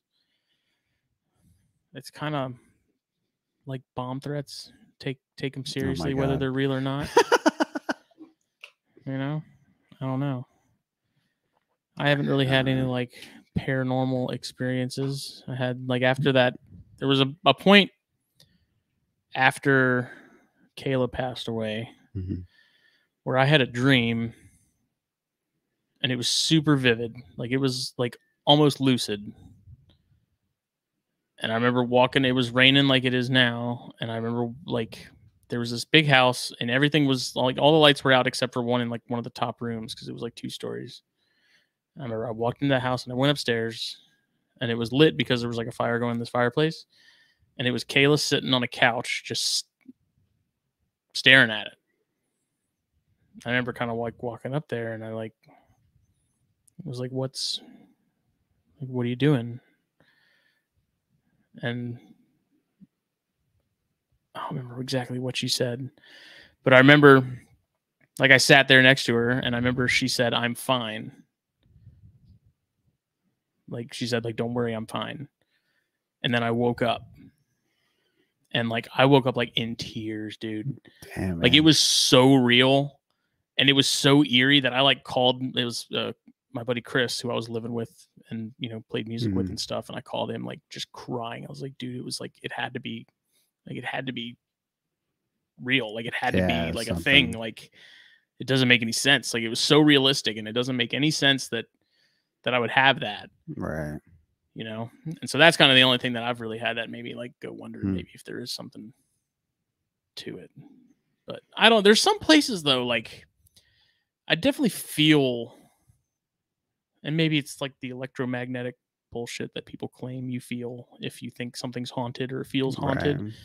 But I don't know, dude. There's you some just places, get random chills. There's some places where I'm like, this place just makes me feel uncomfy. Something's here. Yeah. Because I don't get it everywhere, but there's some places where I'm like, I don't know if that makes me a medium. Maybe I'm a psychic. I don't know. Maybe you're dead and I don't know it, and it's like the sixth sense. If that's the case, then everybody's a medium because everybody has seen me. Oh, what if you're right? I don't know, man. Yeah, I don't really know how we got on this topic either, but yeah. I was expecting to see a ghost out in Oconee. A ghost? So when we were riding around the truck that night looking at frogs and stuff, I remember thinking, like, flashing my flashlight around the woods. I'm like, I'm gonna flash around here, and there's gonna be some like woman in a white dress standing behind one of these trees or something, dude. And I'm just gonna scream like a fucking girl, and everyone's gonna be like, "What happened?" And I'll shine my light and say, "She's over there," and they'll be like, "Who?" She's gone. And nobody will be there. Yeah. And then I'll go to that's also partially why I decided to sleep in my car, because I was like, if I'm locked in my car, ghosts can't get me. Like, I'm pretty sure if ghosts are real, that's not how ghosts work. Can't they just like kind of? If I'm in a tent, then they can definitely mess with me. If I'm in my car, they can just go walk through your car, dude. What do you mean? It's a Ford, man. There's a force field. Exactly. They'll just kick it over. Ford's field. Shut the fuck up. I don't know. Did you ever watch the Blair Witch, like the original Blair Witch movie? I think so. A lot of people thought it was dumb, and I mean, I can understand why. But at the same time, I remember watching that for the first time, and it genuinely like creeped me out, because it was like, if I saw this shit, little stick people hanging from the trees and stuff, I'd probably be pretty freaked out too. Yeah, I remember that. Now, if I saw some shit like that, nah, dog. And then getting lost, like getting turned around to where you're that's the shit I really don't. That's what I was kind of worried about when I was out there by myself while you guys were like way over there. I'm like, you go walk. I was trying to keep remember to my right, that's where everyone is. Right. Like remembering the general direction that the cars were and everyone else was, because I was like, if I get turned around out here, like it's gonna suck. Yeah. Because it got to the point where I couldn't even hear anybody. Like, oh, dude, it was kind of weird. Like when I had that rat snake, that black racer, I was screaming for the guys trying to get them to come over, and nobody could hear me. I was like, "Holy fuck!" Yeah, it's like it hits just the trees and everything, and just stops. Yeah, it just stops. Sound waves just impenetrable. Yeah. No, that's one thing I really don't fuck with though. Is like that witchy shit and possession style. I don't mess with demons. I don't fuck with demons. Don't fuck with no demons or that devil. Witchcraft stuff. Nope. You leave that at home, big boy. Is that because of your ex? Yeah, because I dated a demon. No, just there's a voodoo doll with your name on it somewhere. Probably. It's probably why has a lock of your hair. Probably why I get kidney stones. Probably. Just taking a knife and stabbing it in the groin of that doll, and you're going, oh my God. Yeah. No, probably. I don't know. But yeah, I don't fuck with that witchcraft or that devil worshiping So, stuff. This morning I was listening to the new episode of Calibred and Calibroid Radio, Ooh, which is easily one of the best podcasts out there No in terms doubt. of reptile stuff. no doubt. Like, stop what you're doing and go listen to it right now. Turn me off and go listen to them. Who gives a fuck about us? We rented And they had Glenn Brooks on, who I've also wanted to have on for a while now, and I want to have him on Corn Stars too. Just haven't actually gotten around to asking him, and now I get to wait even longer. Thanks, Zach.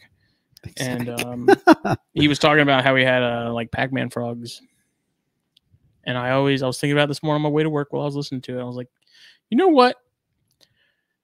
That would be a really cool species to see in the wild. It's so weird because I never think about them being in the Right. wild, But then I because thought they're about so it. goofy looking, and I thought about it some more, and it was like, what other species that are like PetSmart species that you see everywhere all the time, and which one would I want to see in the wild? Like, what would be the top 3? And I think Pac-Man frogs would be up there. I think it would be cool to see leopard geckos in the wild. Yeah, I mean, shit, ball pythons would be cool to see in the wild. Personally, Veiled chameleons, you go to Florida for that. not the same. I want to go to Yemen. I want to see the real thing. Yeah, chameleons in general would be really cool to see. For me, it's any python. Any python would be cool to see in the wild, or any weird frog. Like I said, Pac-Man's would be up there for me.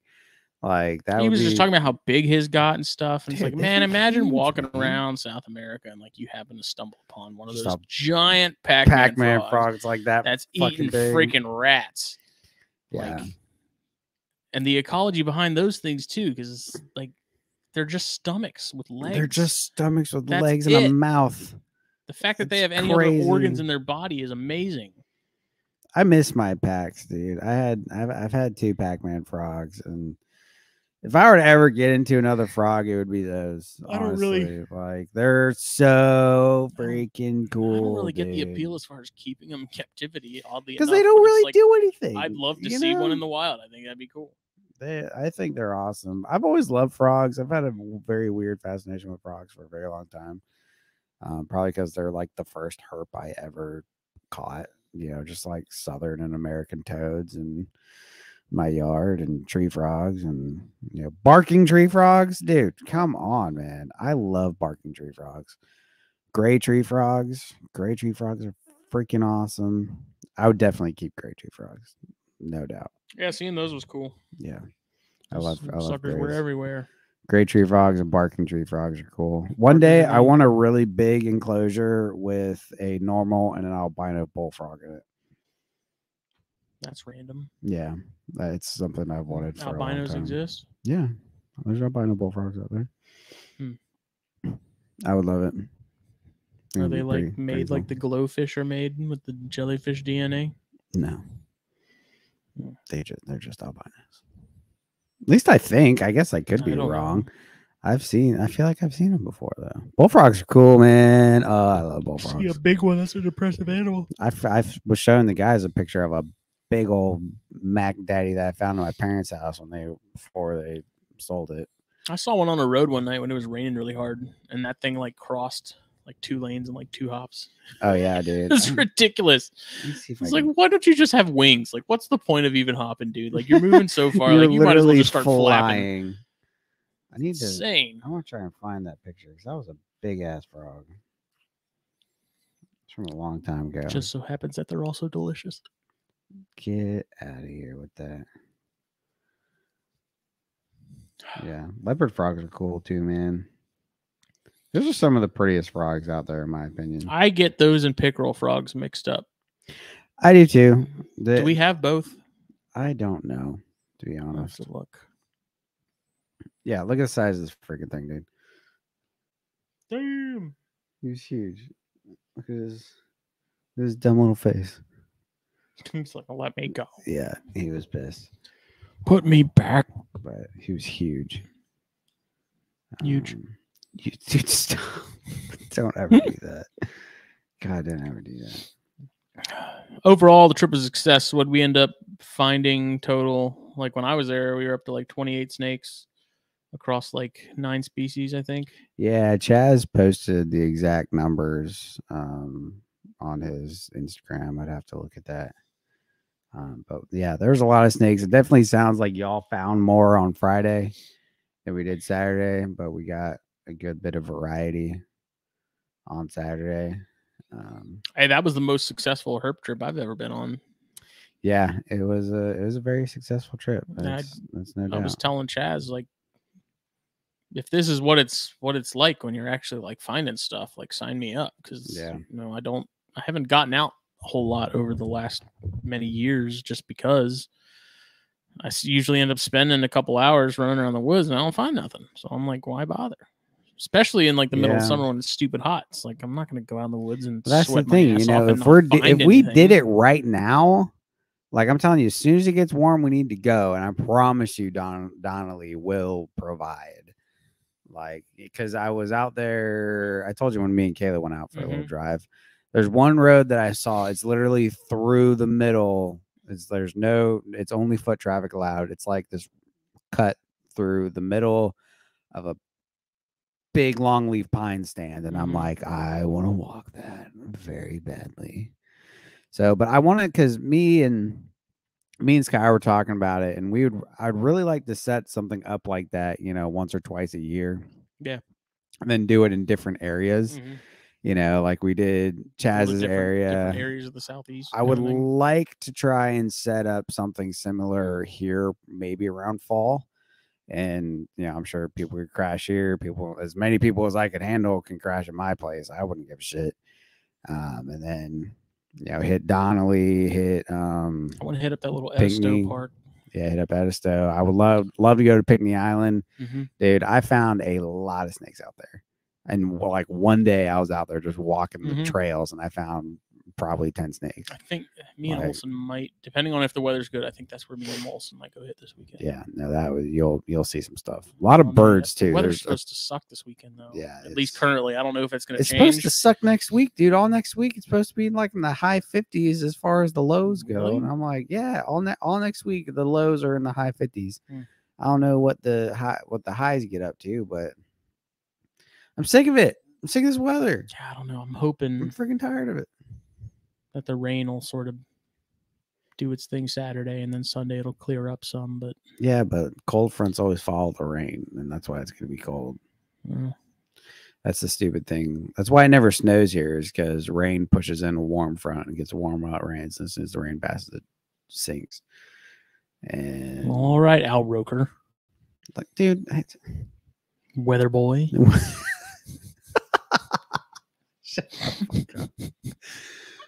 Oh man, wouldn't you like to know, weather boy? Yeah, but yeah, dude, it definitely ignited the want for herping. Yeah, dude, and it also just like doing that makes me want to do more for my enclosures, man. Like I want to set up some enclosures really bad. I haven't done anything yet because I'm about to do the good old room shuffle here soon, and so I'm trying to hold out to do that, but I really want to set up some cages, man. Just do more naturalistic. It gives me such a love for local species, dude. That's why I've fallen in love with eastern rats, man. You know, yellows specifically. I'm gonna have all types of yellows here soon, and I don't know. I love them. I love them so much. Doing that trip made me love my black rats like that much more. I don't know why. Just seeing one finally in the wild. Yeah, I can't really put my finger on why that is either, because it's like, I don't like, what is it that makes you like? If I went and saw bears and we were in like West Texas, I would have. I mean, I do love the species, but like if I had seen one, you know, right? It just gets you so amped and like jazzed about. But it's like, for what reason? You know. It's because you love them, man. That's why I love yellows, you know, because I see yellows all the time and being able to keep some. I really need to get my hands on some locality yellows here. I'm trying to hold out for like an island locality from here. I have yet to see any in the mouse house, which is surprising. Yeah, if you find any more little ones out there, let me know. I want to keep them around. Like I said, really want to find some in Kalawasi. If we can go to St. Helena and pluck some out of there, I would totally do that. Yeah, they need to go cruise out there some for sure. Yeah, because dude, I feel like that's just untouched. Yeah, like it's untouched territory. Because nobody out there herps. There ain't nobody in St. Helena that's out there cruising. You know, I guarantee you we can find some stuff, man. As many little cut roads that are out there. When I worked out there, dude, I found all kinds of snakes when I was doing work out there. You know, working for the county and grounds maintenance. I went to all those freaking boat landings in the parks, and there's all kinds of stuff out there, man. So, and there's so much places you could go. Like you could easily, you could spend hours. You could spend a lot of time out there. Yeah.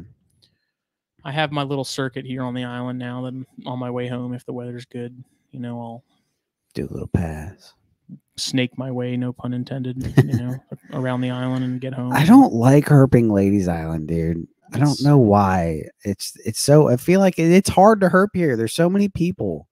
It's so developed now. Like there's no the front half for sure. There's no rural areas until you go like all the way down Sam's Point. You ever been out to Judge Island? Not all the way to Judge, but like close. I don't know. I heard there's some people out there that like. I had some friends that went out that way, and they had some guys sort of roll up on them that were not friendly. That like, lived out there? Yeah, or? I think so.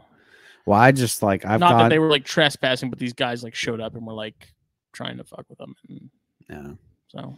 I've gone down like that really long road and then just turned around at the end of it and came back. But it's marshland on both sides of the road. So, although I'm pretty sure I saw, because there's one day I was going down there for work and I thought it was trash because it was so bright. Turned out it was just a water snake. It was shut up. Sorry, freaking out. But I don't know what it was because it escaped me. But it was either the brightest corn snake or red bellied I've ever seen in my freaking life, and I'm very upset because I saw it, and before I realized it was a snake, I passed it and I was like, "Oh shit!" And I stopped the truck and jumped out, and it was gone. There's no orange thing anywhere, so I knew it was a. I knew it had to have been snake. Shut up. You know, ghost snake. Ghost of Nerodia's past. You're a freaking idiot. You know that? Yeah. I want to do more herping. I want to hang out with more of our peeps. Dude, yeah. Oh my God. That was fun. It was so fun, man. Just hanging. Everyone's so, everyone's just pleasant to be around. Dude, the shit talking was to a T, man. It was great. Yeah. I had so much fun. How you know you're in good company. Yeah. We were just. That's why I have coworkers that I'm messing with all the time. They're like, why do you not like me? Why do you hate me? It's like, if I didn't like you, I wouldn't talk to you. So if I'm messing with you, then very clearly I like you. Because if I didn't like you, you'd never hear me speak. Because I just wish away your existence and not talk. I would turn you into a Guist. But yeah, dude, I love hanging out with the homies, man. Jack and Skylar are like two of my most favorite people in the hobby. Chaz, I haven't known Chaz as long, but now he's definitely up there as like one of my favorite people out there. He's awesome. Yeah, he's gonna play with some of his collection. Yeah, dude, his red-tailed rats. Oh my God. I didn't see any of those when I was there. Dude, I got the whole one of them. It changed your life? Yeah, it really did. I'm not gonna lie. It made me kind of be like, oh, now I understand. I could fuck with some of these. I'm not gonna lie. Yeah, I have a picture of it. It was the one that I don't know the difference, so I'm just gonna say it like an idiot. It's the one that's gonna stay silver. Okay, yeah, that's a silver oxy. That. You look exhausted in that picture. I was exhausted. I was also a little fucked up. What time did you end up leaving? Like 10 ish. Okay. Yeah, I got up. But yeah, dude, that guy right there. When Chaz told me they stay that color, like into adulthood, I was like, yeah, the silver. I could do this. A little harder to find. No, I can imagine. Yeah. Probably very pricey too. They're They're not that bad in Really? comparison to like the regular greens. The regular greens would be more than these? No, I mean they're about the same. Oh. I think the silvers every now and then, like the silvers typically are going to be a little more, but it's not going to be anything outrageous. It's not like going to be a massive price jump towards. If I found some of those, if I found one, I would probably. That's something I would keep. Do you see those? That's incredible. That was an his incredible Amel animal. Glades. Yeah, dude, I couldn't believe the one that he had is Gravid, dude. Yeah, that thing he is. pulled it out. He's like, "You think it's Gravid?" I was like, "Hell yeah, I do." I was like, "Dude, this thing looks like it's about to explode." It was like Preston made a good point. Preston was like, "Well, I mean, they breed that size in the wild, but man, when I looked, I was like, that thing is so small. That was a small rat snake for being Gravid, but you know, it's." I think it'll be fine. Everglades. Oh yeah, no, I'm sure it's gonna be fine. Yeah, I have no doubt in that. You know, like Preston said, you know, they breed smaller sizes in the wild, so it was of age, like it was old enough. Yeah, but the thing was just small in comparison to how big Everglades can get. Yeah, like dude, Everglades can push like 6-7 foot. Like they can get really, really big. So in comparison to that, is very, very tiny. But when you look again, at it like adult. So I mean, that's all that matters. But yeah, I think it was Gravid as shit, dude. So but yeah, dude, those were really nice. Those were really nice Everglades. That's a project I want to get into. I'm not gonna have the funds for it anytime soon. But I really want to get in on some of Montross's locality Amels, because man, hint, Chris. He's got some available, and don't get wrong, I thought about it, but I can't condone that price tag right now. I thought about it real hard though. I saw him make a post, and I was like, because I'm pretty sure he has like pairs of visuals, and because like that's what I want. Like I have my Hendry County wild types; those are amazing. I love the shit out of them. But if I get into the Amel stuff, I want a pair of visuals. So I can offer normals, no heads, and then just straight all Amels, you know, like call me when no they're heads, scaleless. No heads, no shut up with your freaking scales bullshit. Or palmettos. No. So it's something I definitely want to get into, but especially because like Chris's are county specific. Like that's what I want. I don't want just like an Amel Glades or whatever. God forbid like it be generic. I don't have a problem with it. It's just like it's where I'm at now. I'm moving. Yeah, I love yellows. I love yellow rats. About my underwear, my socks, and where my rat snakes come from. I am. I'm literally getting rid of my South Florida yellows because I don't have the county locale specifically. If I had the county information, I'd keep them. Did you find a home for that Hendry? What Hendry? That corn. Yeah. No, that's not a Hendry corn. That's a Hernando. Same thing. Yes. It's going to Bill. Nice. I offered it to you. I know. I don't want to hear it.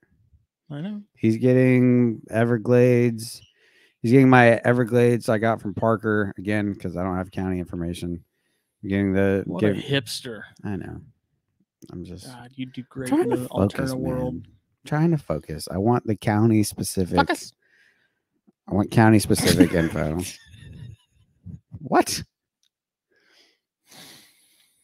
Don't make fun of me. So he's getting Glades, he's getting that Hernando County corn, and he's getting a random Pituophis my first Pituophis that I ever had. That really cool, like unknown one? Yeah. Man, that thing's awesome. Yeah, she's cool, but not cool enough. She just eats a lot and she takes up space, and I would rather her go to somebody that's going to use her in a show than just have her sit in my rack and do nothing. You know what I mean? Like, because she's a great snake. She's super pretty. She's very handleable. She'd make a great show snake. I know Bill would do awesome things with her. So I'm just giving her to him because, like I said, it would be a great show snake. And I feel like she's just going to waste away with me. So less mouths to feed too, She'll always be one of my favorite snakes, though. She's awesome. She was a great snake. She's big, dude. She's gotten huge. But yeah.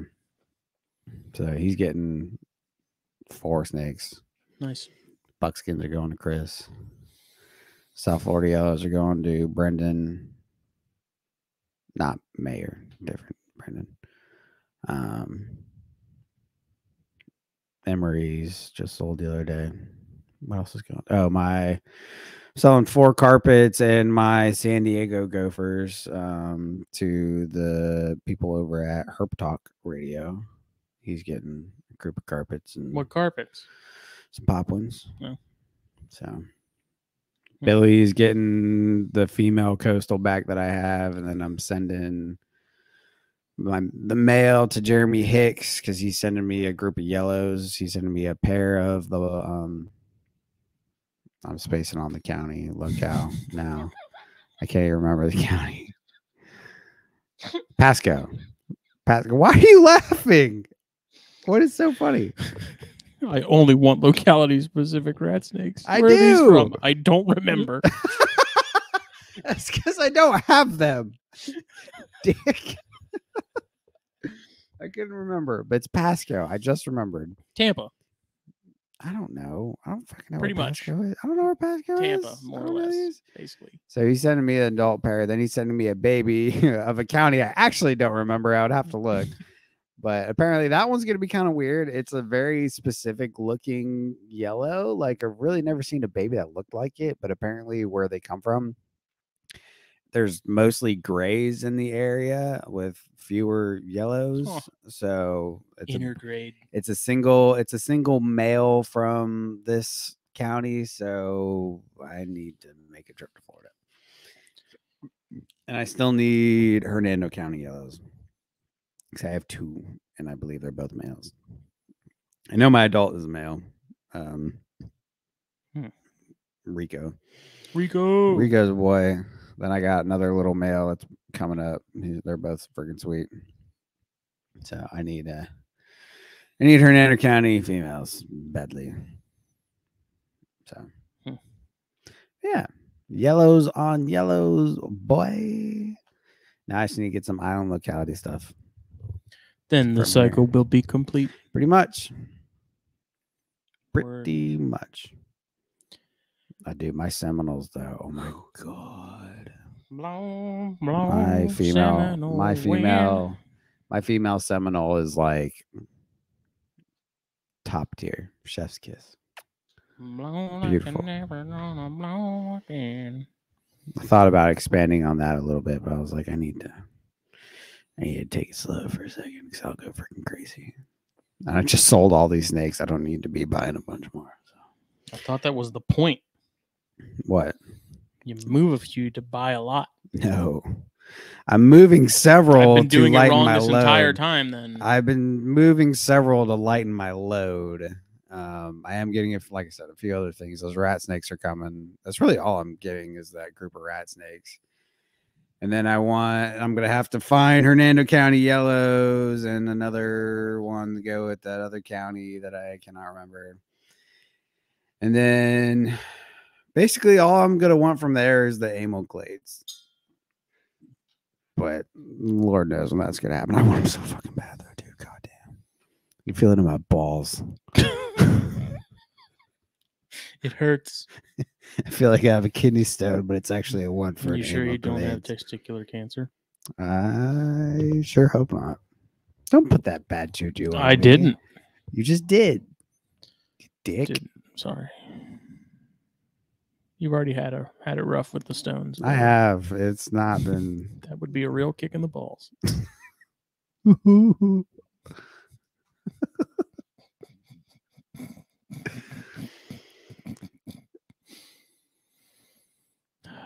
This episode was brought to you by blackboxcages.com. Check them out. Facebook, Instagram.